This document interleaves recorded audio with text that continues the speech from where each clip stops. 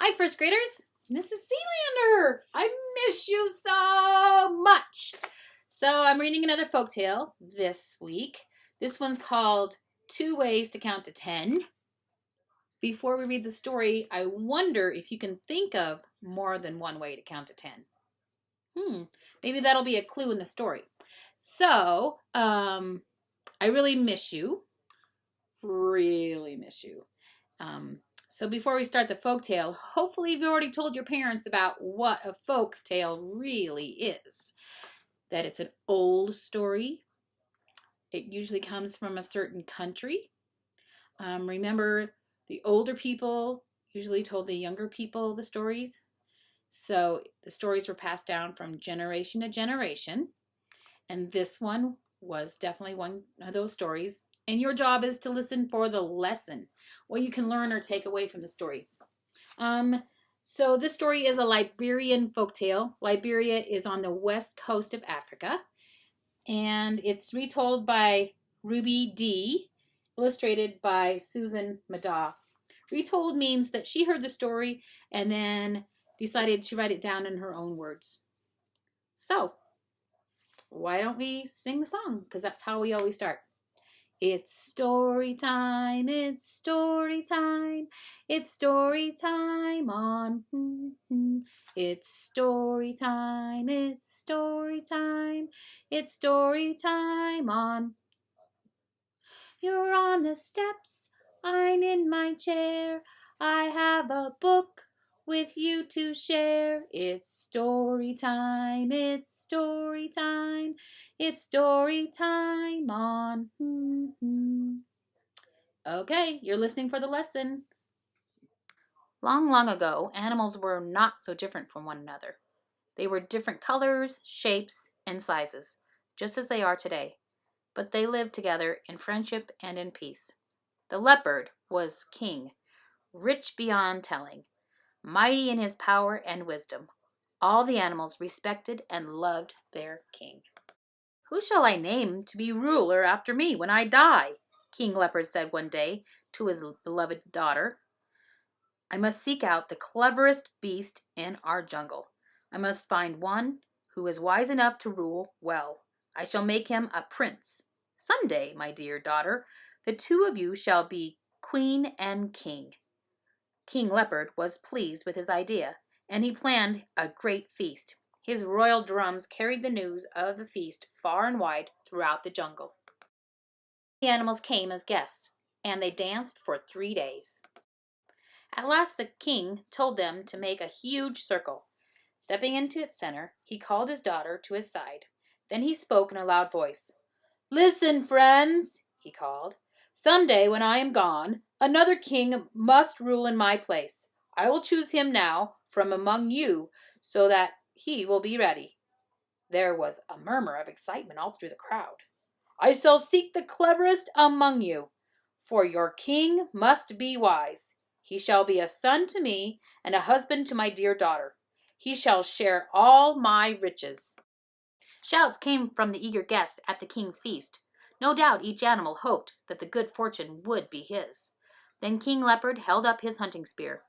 Look at this, my people! Watch! He flung the spear far up into the air and caught it when it fell to the earth again.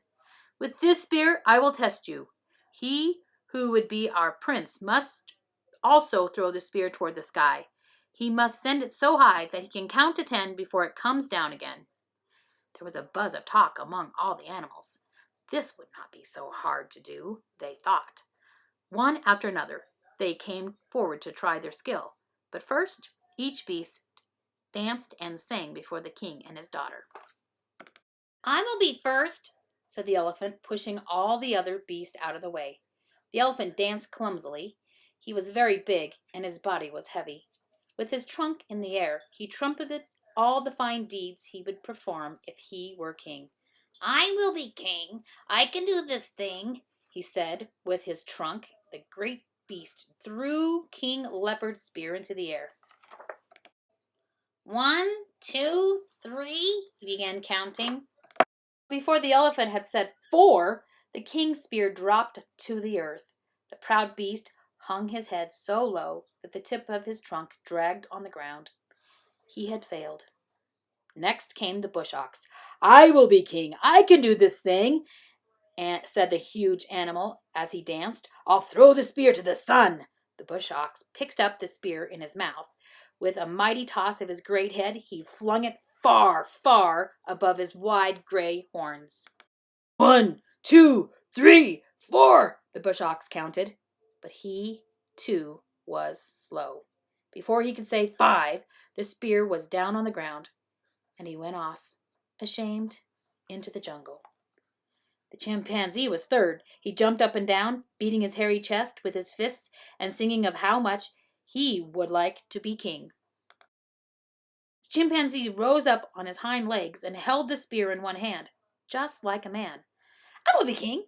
I can do this thing," he said. With a twist of his long arm, he threw it towards the sky.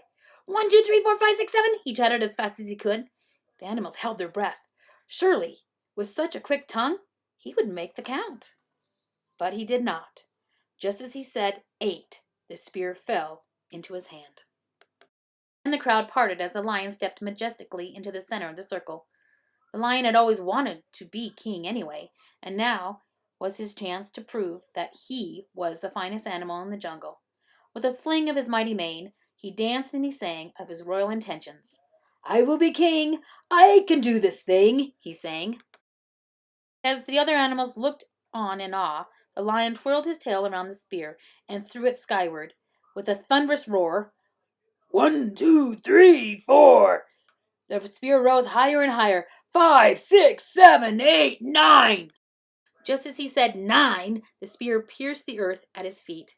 The lion was furious. Off he stomped into the bushes. One by one, the other animals tried to count to 10 while the spear was still in the air. One by one, they all failed. "It seems as if I must look somewhere else for a beast who is clever enough to rule when I am gone," King Leopard said sadly. "Let me try to throw your spear, O king," came a brave voice from the crowd, and out stepped the slender antelope. "I would like to marry your beautiful daughter. I would like to be king. I can do this thing." "Ho, ho, ho, ho, ho, ho, ho!" The other animals broke into laughter. How could this weak and puny creature possibly throw the king's spear high enough to count to more than 2 or 3? How could he hope to succeed where all the other animals, even the lion, had failed? But the young antelope would not be turned aside. "I wish to try," he insisted. King Leopard nodded his head. Who can say what a creature can do until he has tried? The king said to the crowd, "The antelope may throw the spear." So the other animals moved back to give him more room. When the antelope danced, King Leopard's daughter was very pleased. No one could deny that his steps were more graceful than all the other animals' steps. With a toss of his head, he flung the spear far into the air. Before it could fall to the earth, he called out 5 words. 2, 4, 6, 8, 10, he cried. "I've counted to 10.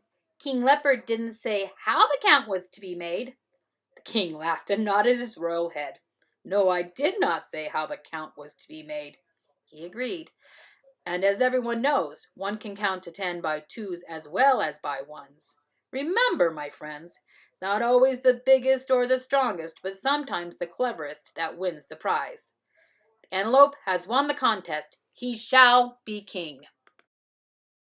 The wedding feast which King Leopard gave for his daughter, the animals all cheered their clever new prince. So, what's the lesson in this story? Share that lesson with your parents. What can you learn or take away? What did you think? Do you think that was the right thing? Do you think it was cheating? What do you think? Share that with your parents. And also, share with them whether you like the story or not, and what was your favorite part. See you next week. Bye-bye.